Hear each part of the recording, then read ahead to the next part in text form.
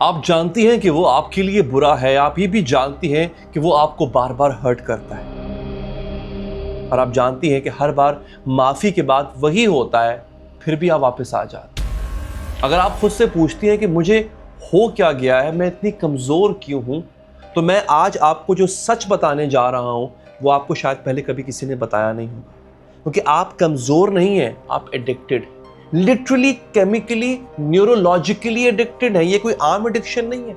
आपके दिमाग में वही हो रहा है जो ड्रग्स लेने वाले के दिमाग में होता है, और ये प्यार नहीं होता है, ये ट्रॉमा बॉन्डिंग होती है। और जब तक आप ये नहीं समझेंगी कि ये एडिक्शन है, आप कभी इससे निकल नहीं पाएंगे। तो आज मैं आपका दिमाग खोलने वाला हूं, लिटरली आपके सामने।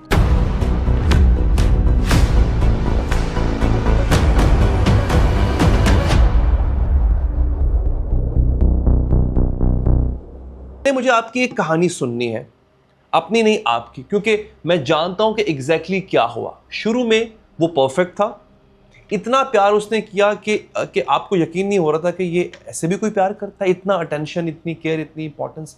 आपको लगा कि फाइनली मुझे वो मिल गया जिसको मैं हमेशा से चाहती थी।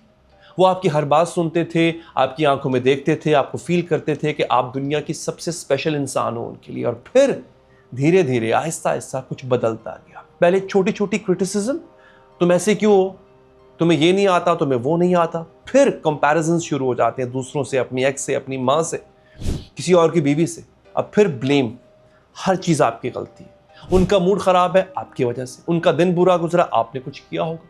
और फिर जब आप टूटने लगती हैं, वो अचानक से वापस आ जाते हैं।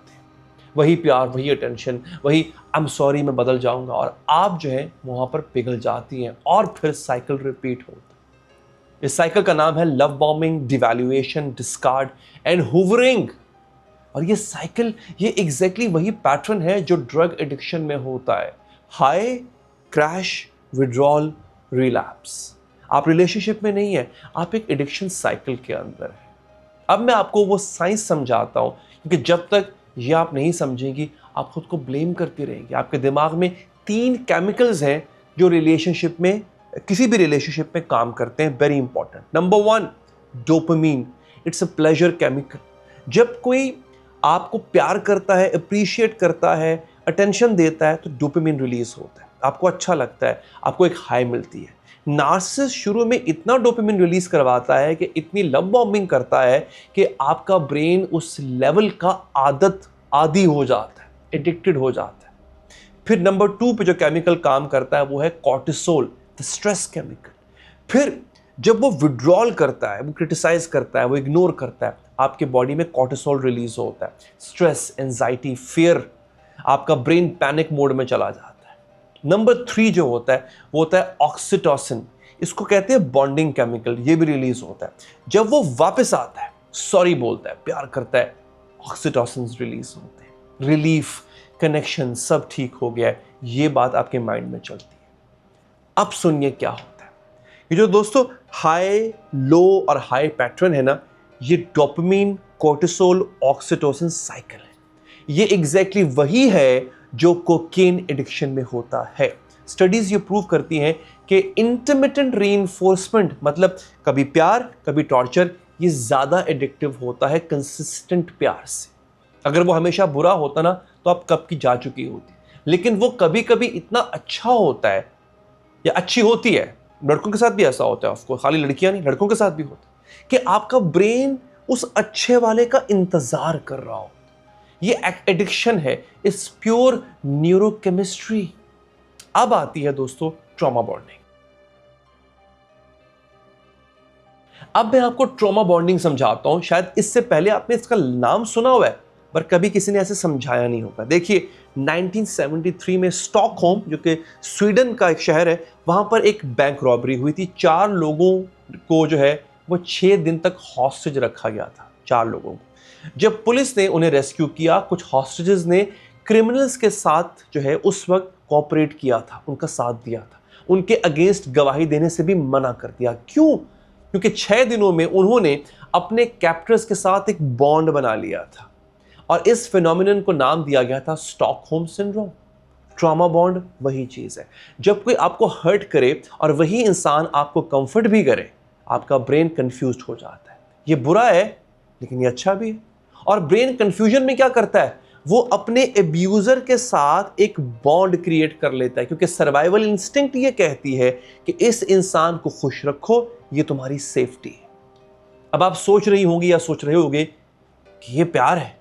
नहीं, ये प्यार नहीं है, ये सर्वाइवल मैकेनिज्म है जो आपका ब्रेन एक्टिवेट कर रहा है, क्योंकि आप अनसेफ फील करते हो। रियल प्यार में सेफ फील करता है इंसान, ट्रॉमा बॉन्ड में आप उनके बिना अनसेफ फील करते हो। इस फर्क को आप समझो।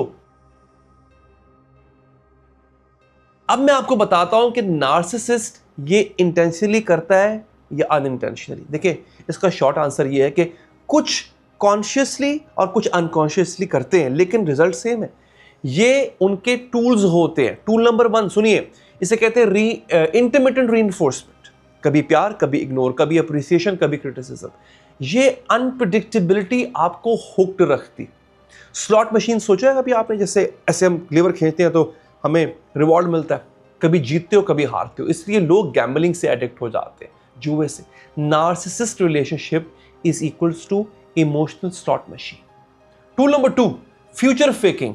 ये बहुत बहुत जालिम टूल होता है इनका। मैं बदल जाऊंगा हम एक घर लेंगे, बच्चों के फ्यूचर के लिए प्लानिंग कर रहा हूं, बच्चों के बाद सब ठीक हो जाएगा। वो आपको फ्यूचर का ख्वाब दिखाता है ताकि आप प्रेजेंट को बर्दाश्त कर सको, टॉलरेट कर सको, और वो फ्यूचर कभी नहीं आता। Number 3, very very important tool, isolation. तन्हा कर देता है आप। आहिस्ता आहिस्ता आपके फ्रेंड्स कम होने लगते हैं, फैमिली से दूरी हो जाती है, सिर्फ वो रह जाता है। अब आप डिपेंडेंट फील करते हो उस पर, और डिपेंडेंट होना इज इक्वल टू आप उसको छोड़ नहीं सकते। Tool number 4, identity erosion. आपसे आपकी पहचान छीन लेना। वो आपको बताता है कि आप कैसे होने चाहिए हो, हाउ यू शुड बी। आपकी चॉइसेस गलत हैं, आपके फ्रेंड्स गलत हैं, आपके ख्यालात गलत, विचार गलत। धीरे धीरे आप भूल जाती हैं कि आप कौन थे। और जब आप खुद को नहीं जानते हो तो आप उनके बिना खुद को इमेजिन भी नहीं कर सकती हो या कर सकते हो। ये ब्रेन वॉशिंग कहते हैं इसको। कल्ट लीडर्स यही करते हैं, अब्यूजर्स भी यही करते हैं, और आपका जो नार्सिसिस्ट पार्टनर है वो एग्जैक्टली इस वक्त यही कर रहा है। अब मैं जानता हूं कि आप क्या सोच रहे होगे। आप सोच रहे होगे कि लेकिन वो कभी कभी सच्ची में प्यार जताता है, लेकिन जब अच्छा होता है तो सच्ची में बहुत अच्छा हो जाता है। शायद मैं ही कुछ गलत करती हूं जिससे वो ट्रिगर हो जाता है। नहीं, ये थॉट्स भी एडिक्शन का सिम्टम है। ड्रग एडिक्ट भी यही सोचता है ना, एक और बार थोड़ा लगा लूं फिर छोड़ दूंगा। आप रैशनलाइज कर रही हैं अपनी एडिक्शन को बेसिकली, और जब तक आप ये एक्सेप्ट नहीं करेंगे कि ये प्यार नहीं है, आप ट्रैप रहेंगी। और सुनिए, अब आपको करना क्या है, ये बहुत बहुत इंपॉर्टेंट है। देखिए, अगर आप नार्सिसिस्ट को छोड़ने की सोचें, आपको विड्रॉल होगा। मैं आपको पहले से बता रहा हूं ताकि आप इसके लिए रेडी रहें। फिजिकल सिम्टम्स होंगे, क्या नींद नहीं आएगी, भूख नहीं लगेगी, चेस्ट में दर्द हो सकता है, एंजाइटी अटैक्स हो सकते हैं। और ये रियल है, ये इमेजिनेशन नहीं, असल में होता है, क्योंकि आपका ब्रेन लिटरली उस केमिकल साइकिल के बिना सर्वाइव करना सीखने की कोशिश कर रहा होता है, उसको नहीं आता सर्वाइव करना। फिर आपको आता है इमोशनल सिम्टम।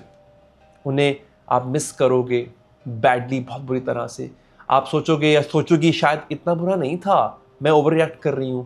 आप अपनी मेमोरी को एडिट करोगे, सिर्फ अच्छी यादों को याद रखोगे।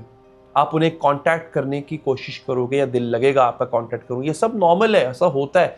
इसे बोलते हैं विड्रॉल। ये प्यार नहीं होता। और यहां सबसे इंपॉर्टेंट बात, विड्रॉल टेम्परेरी है, ट्रॉमा परमानेंट है। अगर आप वापस गए, साइकिल फिर से शुरू हो जाएगा। अगर आप रुक गए 3 महीने 6 महीने में, आपका पूरा जो ब्रेन सिस्टम है वो रीसेट हो जाएगा। लेकिन आपको उन 3 से 6 महीनों में सरवाइव करना होगा। ये आसान नहीं है, लेकिन आई एम टेलिंग यू, ये पॉसिबल है। अब बात करते हैं दोस्तों कि आप क्या खो रहे हो इसमें। सबसे पहले इस रिलेशनशिप में कॉस्ट क्या है जो आप बेयर कर रहे हो? आपकी आइडेंटिटी। हर साल जो आप इस रिलेशनशिप में रहती हैं, आप थोड़ी और मिटती जाती हैं या मिटते जाते हैं।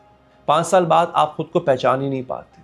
नंबर 2, आपके बेस्ट ईयर्स, बेहतरीन साल, ये ईयर्स वापस नहीं आएंगे। आप 30 में हैं, 40 में हैं, ये ईयर्स रिकवर करते हुए जो है वो आप रिकवर नहीं कर पाओगे। ये ईयर्स थ्राइव करते हुए गुजरने चाहिए, सर्वाइव करते हुए नहीं। कॉस्ट नंबर 3, आपके बच्चों का फ्यूचर। अक्सर लोग कहते हैं कि मैं इसलिए रुकी हुई हूं कि मेरे बच्चों का फ्यूचर है। ये सबसे बड़ा भ्रम है। अगर बच्चे हैं तो वो ये सब कुछ देख रहे हैं। आपकी बेटी सीख रही है कि औरत का काम बर्दाश्त करना है, आपका बेटा सीख रहा है कि मर्द ऐसे ही बिहेव करता है। कॉस्ट नंबर 4, सबसे इंपॉर्टेंट वन, आपकी खुद की mental health. Narcissistic abuse survivor में पीटीएसडी, डिप्रेशन, एंजाइटी, ये सब बहुत कॉमन होता है। ये सिर्फ सैड फील करना नहीं है, ये क्लिनिकल डैमेज है जो ईयर्स, इसको सालों लगते हैं हील होने में। और सबसे बड़ा कॉस्ट, आप अपनी जिंदगी सिर्फ सर्वाइवल में गुजार देते हो। जिंदगी सिर्फ सर्वाइव करने के लिए नहीं होती, जिंदगी जीने के लिए होती है। और जब आप तक उस नार्सिसिस्ट के, जब तक आप उसके साथ हैं, आप जी नहीं रही, आप सिर्फ सांस ले रहे होते हो। दोस्तों, मैं ये जानता हूं कि ये मुश्किल है, मैं ये जानता हूं कि ये आसान नहीं है। नार्सिसिस्ट से जान छुड़ाना आसान नहीं होता है, लेकिन आपने अपने बारे में कुछ ऐसा सुना जो शायद आप सुनना नहीं चाहते होगे या नहीं चाहती होगी, कि ये प्यार नहीं है, ये एडिक्शन है, कि ये आप ट्रॉमा बॉन्ड में हो। ये एक्सेप्ट करना आसान नहीं है, लेकिन ये वीडियो का मकसद आपको हर्ट करना नहीं, मकसद था आपको दिखाना क्लियरली कि आप कहाँ खड़ी हैं। क्योंकि जब तक आप प्रॉब्लम नहीं देखोगी ना, सोल्यूशन कैसे ढूंढोगे। मैं यूट्यूब पे आपकी एडिक्शन नहीं तोड़ सकता, मुझे पता है। मैं सिर्फ आपको अवेयरनेस दे सकता हूँ कि आगे का काम जो है वो आपको खुद करना है। अगर आप इस एडिक्शन से निकलना चाहती हैं, डिस्क्रिप्शन में लिंक है। लेकिन एक बात याद रखिए, नार्सिसिस्ट आपको कभी वो प्यार नहीं देगा जो आप डिजर्व करती हैं, कभी नहीं देगा, क्योंकि वो प्यार करने की कैपेबिलिटी ही नहीं रखता। आप किसी ऐसे इंसान से प्यार मांग रही हैं जो प्यार दे नहीं सकता। तो अब फैसला आपका है, विड्रॉल फेस करें और निकल जाएं, या फिर साइकिल में रहें और खुद को हमेशा के लिए खोल दें। चॉइस आपकी है, लेकिन चॉइस है और दोनों चॉइसेस के कॉन्सिक्वेंसेस भी हैं। So choose wisely.